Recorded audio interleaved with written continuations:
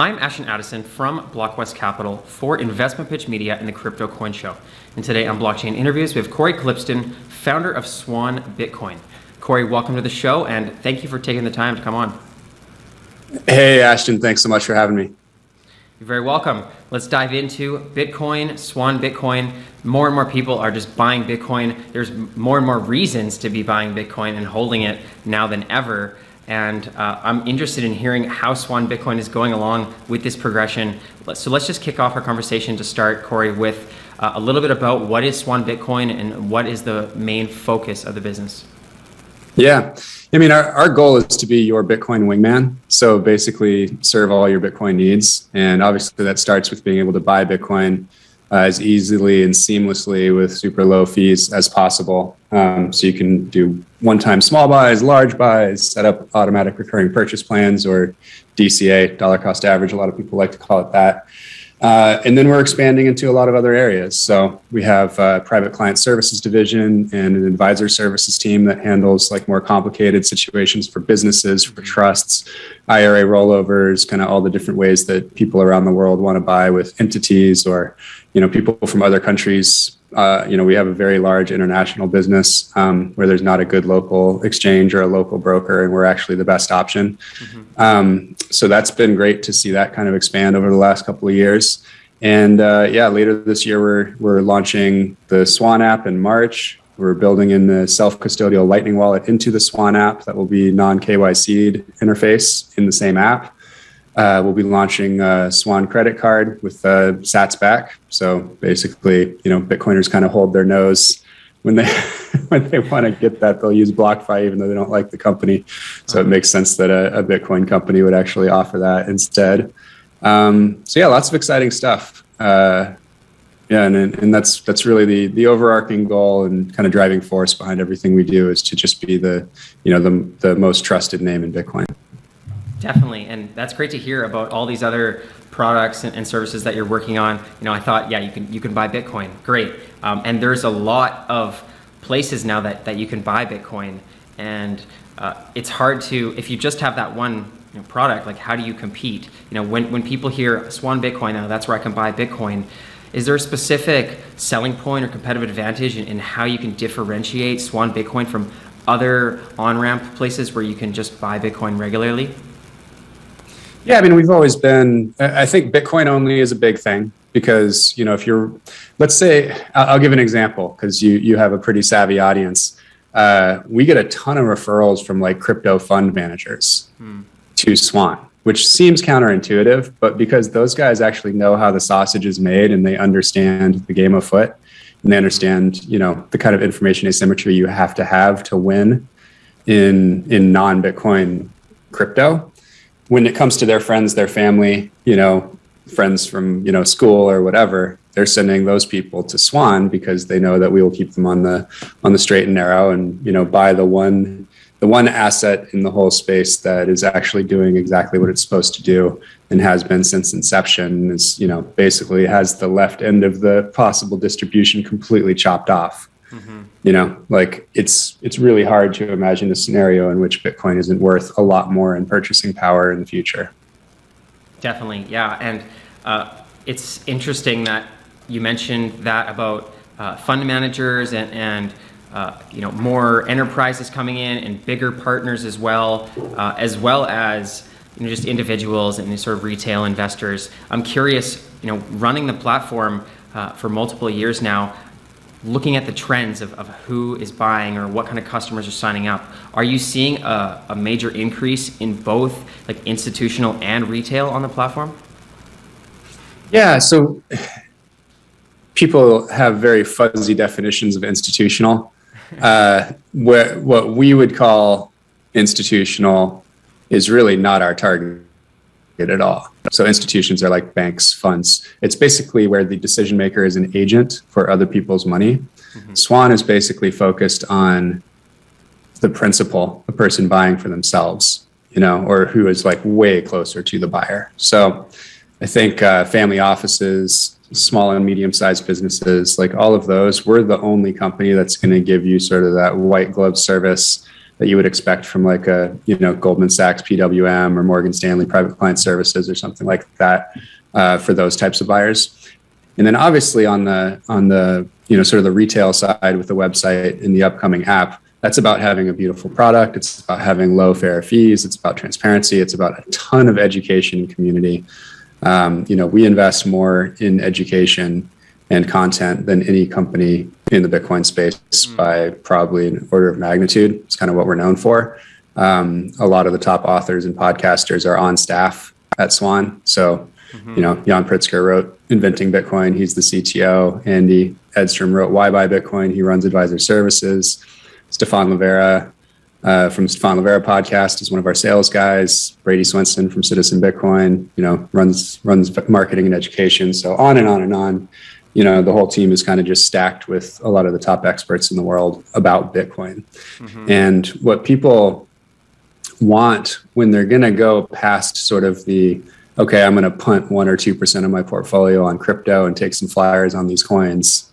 When they actually start to understand Bitcoin, the conversation becomes way, way, way deeper.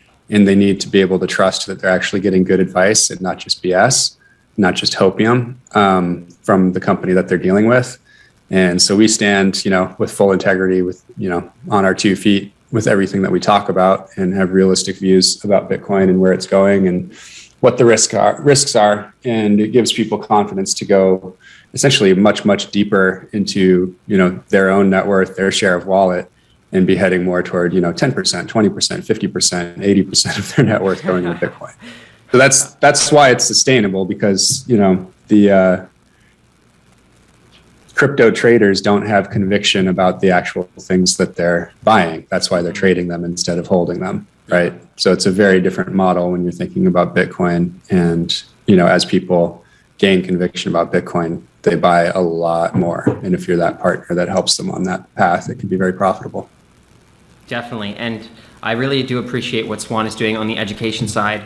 And I totally understand when you say you're putting out a lot of content. Just this morning, I went on crypto Twitter and I saw that Swan was doing Twitter Spaces, and there was the team was in there all talking to people, and there was hundreds of people just listening in. So incredible work so far. So congratulations on that. I really do think thanks. It's more than just buying a coin. Yeah, that has been a nice outlet for us. It's called Cafe Bitcoin, and it's basically the main daily discussion on both Clubhouse and on Twitter for social audio about Bitcoin is Cafe Bitcoin. And yeah, like most days, it's over 1,000 people concurrent. 4,000 or 5,000 people will dial in during the space. Then it's a podcast and gets a few more thousand views or more listens. So yeah, it's nice to have that outlet. It's a good place to, kind of get your morning fill of Bitcoin, catch up on the news, learn some amazing stuff. We had, Stefan Livera, Guy Swan, Brady Swenson, Tomer Strolight, Alex Stanzik, Tone Vase, a bunch of other people in there today, as usual. Amazing. And you mentioned some of the things that are coming up for Swan, like the app and a card to be able to spend Bitcoin. And what I really took note in there is you mentioned that it was like a non-KYC sort of self-custodian. Not spend Bitcoin. You'll spend fiat and get Bitcoin rewards. So it's literally just that Sats back. Yeah, the Sats back credit card. Yeah. Hopefully you'll have some fiat inflows to pay off that bill. Pay it off however you want. But yeah, it's just like we see BlockFi and Gemini and SoFi and Venmo. There's 6 or 7 Sats back rewards cards out there right now, not one by a Bitcoin company.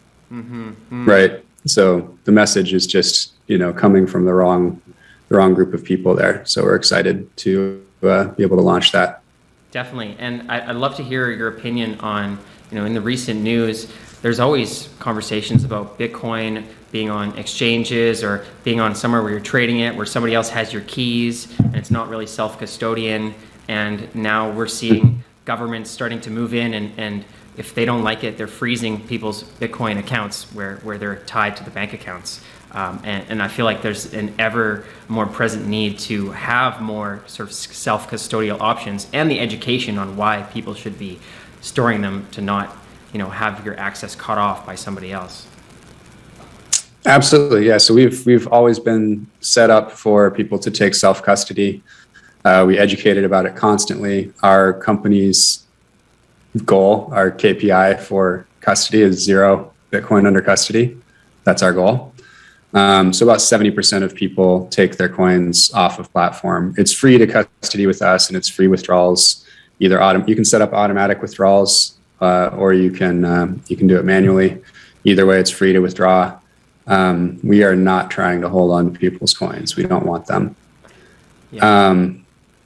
We even built like a really cool XPub tool that was the first of its kind, which is an XPub basically can create like 1,000 or more, different addresses, all tied to the same wallet, and nobody had ever figured out how to do that trustlessly. So if you were using an XPub, the exchange would actually have your XPub and thus also know all of your addresses. And we figured out a way last year to do that where you basically enter the XPub into a tool, and then trustlessly and provably we extract. It sends us the first 1,000 addresses from the XPub that we can then use for withdrawals, but we never actually see the XPub. So always doing things like that where we can kind of push the envelope on improved privacy and help people use Bitcoin the right way. Very cool, Cory. And I'm familiar with the XPub function. I think people need to know about that because that's a huge privacy advantage to have a unique address, which is going into the same wallet it appears to be going into the same wallet. And you don't have people looking into all of your funds is still a major issue, and a big issue that with Ethereum as well. It doesn't really have that functionality, and that's why we have Bitcoin. I'm curious on, as more people start using Swan Bitcoin and different generations of people are starting to realize that they should be owning some Bitcoin, do you see specific generations as being key to the next part of mainstream adoption of this cryptocurrency? For example, Gen Zs and the younger crowd really seem to be attracted to Bitcoin, but also there's a lot of value in older generations and boomers understanding that this is actually something that should be validated and become a proper currency as well. Yeah, I mean, it's a bit of both. You want number go up, and it is monetary protocol, so you want the value to move into the Bitcoin protocol and be stored there. And that wealth is obviously concentrated with the older generations, kind of boomers and upper Gen X, let's say. But number of people go up is a huge deal too. And, the percentage of millennials and Gen Z, Zoomers that might come in, their smaller stacks can add up to a lot. I think it's important to attack it from both sides. And then it also, these generations have parents and kids, right? So the Zoomer might fall in love with Swan and then tell their rich auntie about Swan, right? And then she's buying millions of dollars from us. And then also, the boomers are set to, in the US anyway, the stat is they're going to be handing off $30 trillion of inheritance to millennials over the next decade. $30 trillion. Wow. And that's going to be in like non-yield bearing bonds and commercial real estate with no tenants and all these other asset classes, gold bars, like whatever it is, the propensity for the newly rich trust fund millennial to want to put more of that into Bitcoin is very high.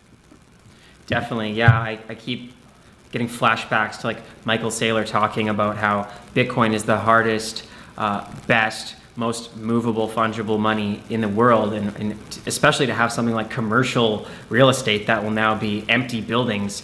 Who knows what's going to happen with all of that capital, and if people especially want to move it across borders.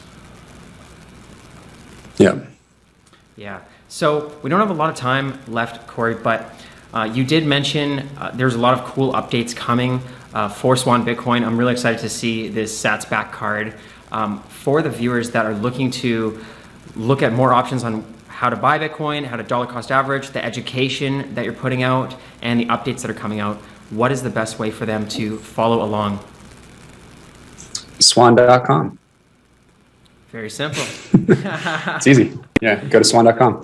But no, I would say follow us on Twitter, which is @SwanBitcoin. That's a good place to hang out.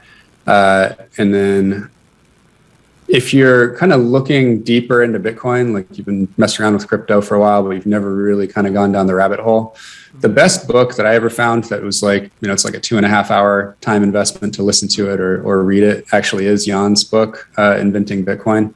I find that recommended over and over again, especially with people that travel around the world and have to go to like Asia or Singapore or Hong Kong or UAE or whatever. They'll just bring paperbacks of this thing. Anyway, we give it away for free now, which is awesome. So you can actually grab an ebook or an audiobook at swanbitcoin.com/freebook and just grab a copy of Jan's book, and you can give that to whoever you want. Spread the love. Orange pill the world.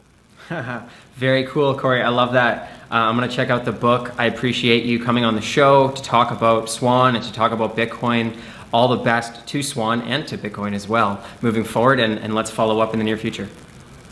Sounds great, Ashton. Thanks for having me on.